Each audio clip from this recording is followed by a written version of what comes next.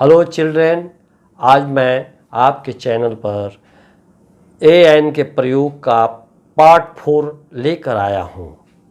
तो पार्ट 3 तो आप अच्छी तरह समझ गए होंगे। अगर अभी भी कोई दिक्कत है तो आई बटन पर क्लिक करके देख लीजिए। ये भी पार्ट 4 भी बड़ी आसान है, बशर्ते आप वीडियो को अंत तक देखें तो कोई दिक्कत नहीं होगी। तो आइए बच्चे, हम इसको सीखते हैं।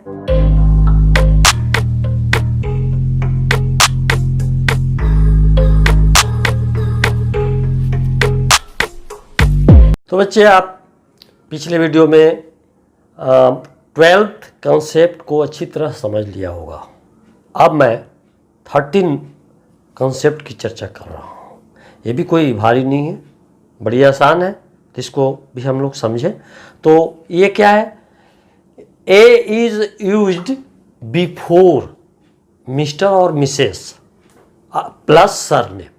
इसका अर्थ ये हुआ कि अगर आपको किसी के केवल सरनेम मालूम है, जैसे टाइटल मालूम है और इतना से ज़्यादा आपको कुछ नहीं मालूम है, तो उसके पहले आप ए लगा करके या एल का प्रयोग करते हैं या कर सकते हैं। जैसे उदाहरण के लिए देख लीजिए, mister Sinha came in the evening. कोई मिस्टर सिन्हा संध्या में आए।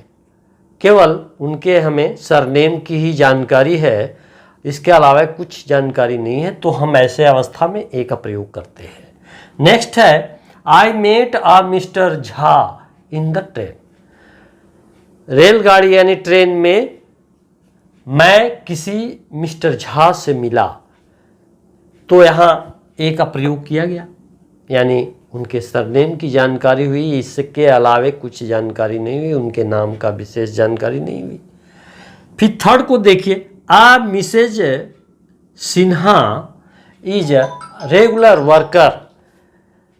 कोई मिसेज सिन्हा, श्रीमती सिन्हा नियमित कार्य करता है। इनके बारे में, मिसेज सिन्हा के बारे में विशेष जानकारी नहीं, उनका सरनेम से ही काम चल जा रहा है, तो इसलिए ऐसे में हम ए का प्रयोग करते हैं। नेक्स्ट क्या है? A Mr Mishra is waiting for you. कोई श्रीमान मिश्रा आपका इंतजार कर रहे हैं।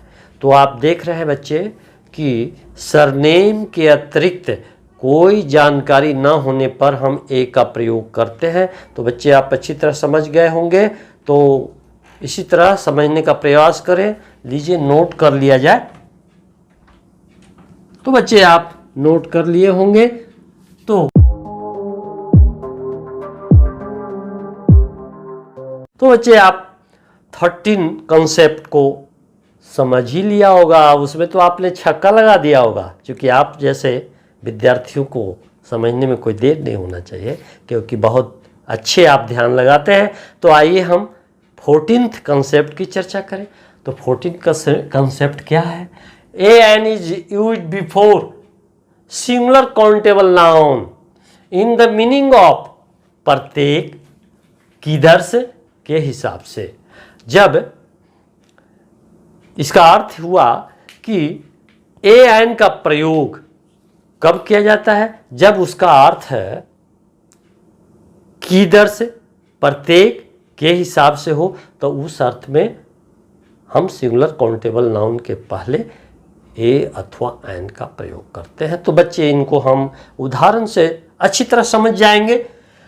मोहन अर्न्स ₹1000 आ मंथ। मोहन प्रत्येक माह 1000 रुपया कमाता है। तो यहाँ ए का अर्थ प्रत्येक हो रहा है। फिर देखिए, we walk 6 kilometre an hour. हम लोग प्रति घंटे के हिसाब से, यानी प्रत्येक घंटे 6 किलोमीटर के दर से हम लोग टहलते हैं। यहाँ पर प्रति घंटे भी हम कह सकते हैं, प्रत्येक घंटे भी कह सकते हैं। अब इस अर्थ में हम लोग एन का प्रयोग किए। अब कहिए कि एन क्यों किया गया? तो इसलिए कि आवर वॉवेल साउंड है इसलिए किया गया। अब नेक्स्ट उदाहरण देख लीजिए, व्हीट सेल्स ₹15 आ किलो, यानी व्हीट मीन्स गेहूं, गेहूं प्रति किलो 15 रुपये के हिसाब से बिकता है, यानी गेहूं प्रत्येक किलो यानी प्रति किलो 15 रुपये के हिसाब से बिकता है। इसका अर्थ समझ गए होंगे कि गेहूं 15 रुपया 1 किलो के हिसाब से बिकता है। तो बच्चे आप इसको विभिन्न तरह के तोड़ के सीखिए और समझने का प्रयास करिए, कोई खास बात नहीं है, और आप इसको उतार लीजिए। तो बच्चे उतार लिए होंगे। बच्चे आप पिछला कॉन्सेप्ट अच्छी तरह समझ गए होंगे। अब हम 15 का कॉन्सेप्ट की चर्चा करने जा रहे हैं। तो 15 कॉन्सेप्ट क्या है? An is use before noun complement. An का प्रयोग नाउन कॉम्प्लीमेंट के पहले किया जाता है, यानी पूरक। कॉम्प्लीमेंट का अर्थ होता है पूरक।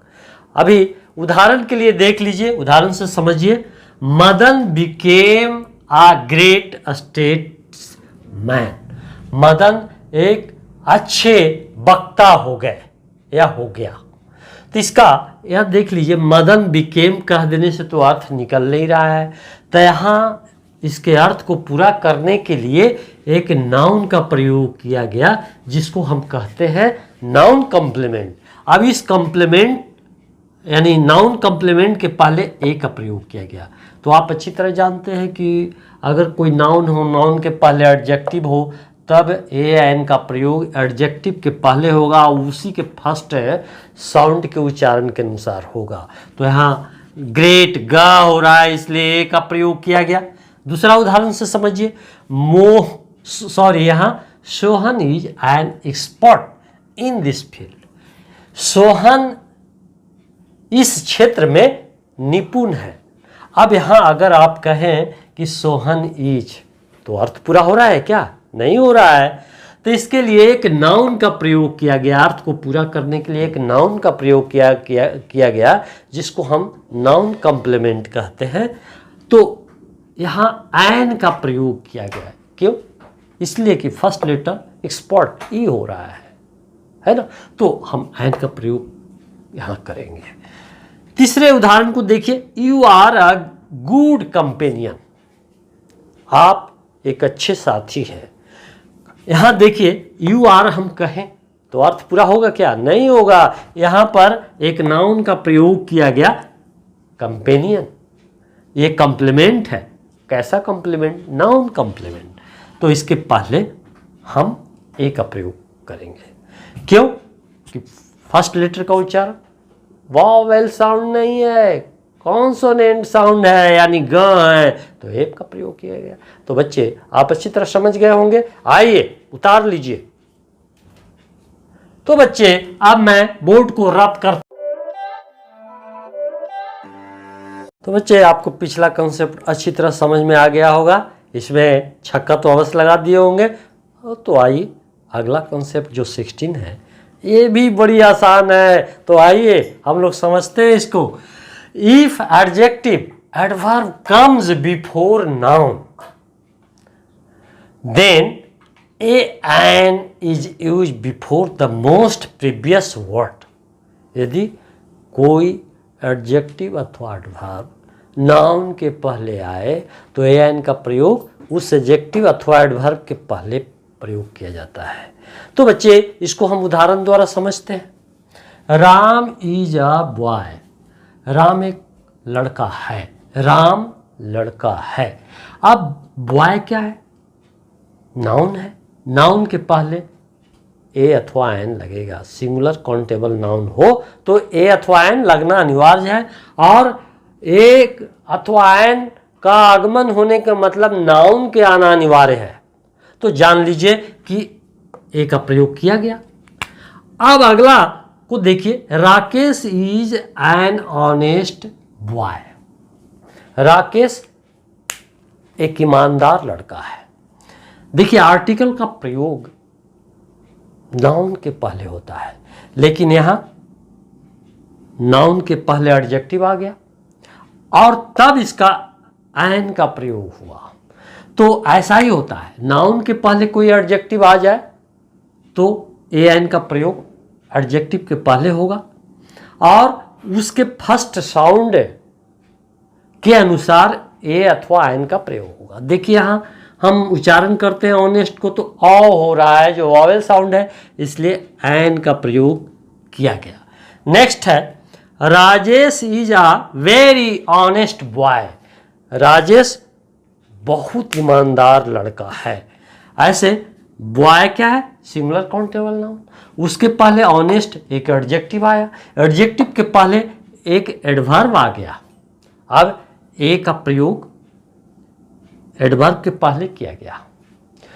तो ऐसा सिस्टम है कि अगर नाउन के पहले एडजेक्टिव है आए तो उसके पहले ए एन का प्रयोग करते हैं। यदि एडवर्ब भी आ जाए, एडजेक्टिव के पहले एडवर्ब आ जाए तो एडवर्ब के पहले ए अथवा एन का प्रयोग किया जाता है और उस एडवर्ब के फर्स्ट लेटर के उच्चारण के अनुसार ए अथवा एन का प्रयोग किया जाता है। वेरी वाह हो रहा है, कॉन्सोनेंट साउंड है, इसलिए यहाँ ए का प्रयोग किया गया। तो बच्चे आप समझ गए होंगे, अच्छी तरह समझ गए होंगे कि ए एन का प्रयोग सिंगुलर नंबर काउंटेबल नाउन के पहले होता है, लेकिन उसके पहले अगर एडजेक्टिव हो तो एडजेक्टिव के पहले ए अथवा एन का प्रयोग होगा।